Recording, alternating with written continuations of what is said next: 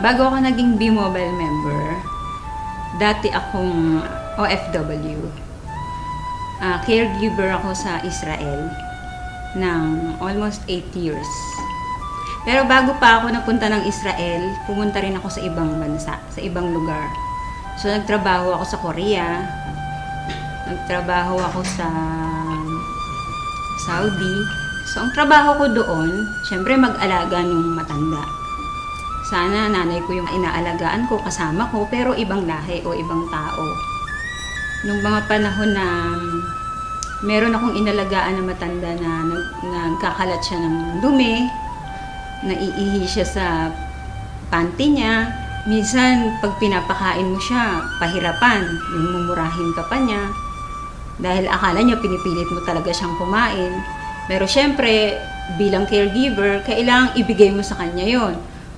So pagka minumura ko, ganun, naiiyak na lang ako kasi hindi mo naman siya pwedeng patulan. Caregiver ka nga eh. So, naiisip ko yung parents ko. Kasi dapat ako yung kasama nila sa bahay, pero matagal akong wala. Lagi akong nasa abroad. Nung mga time na yon, sabi ko sa sarili ko, pag umuwi ako ng Pilipinas, ayoko nang bumalik sa abroad. Kaya naghanap talaga ako ng opportunity na yung magi-stay na ako sa Pilipinas, yung hindi na ako aalis. Ayun, nakita ko nga si B-Mobile. Nung nag-grab ko to, nakita ko yung opportunity. Ang laki nung pinagbago sa buhay ko.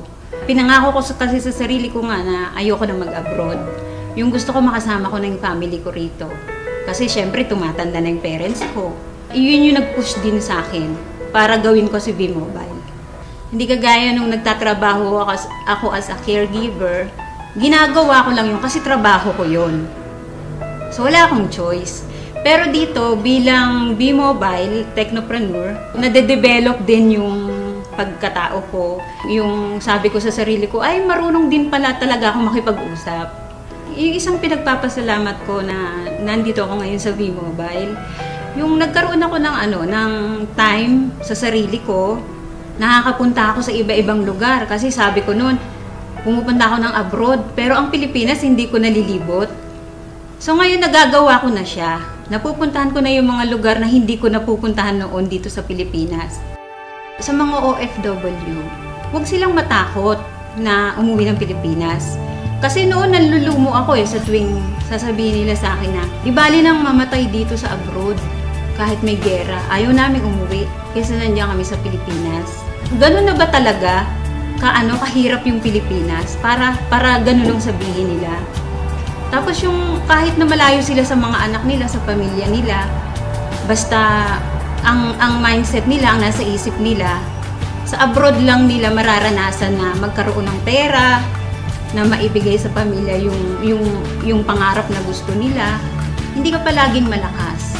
Hindi ka palaging may trabaho dyan. Darating ang panahon, uuwi ka rin ng Pilipinas.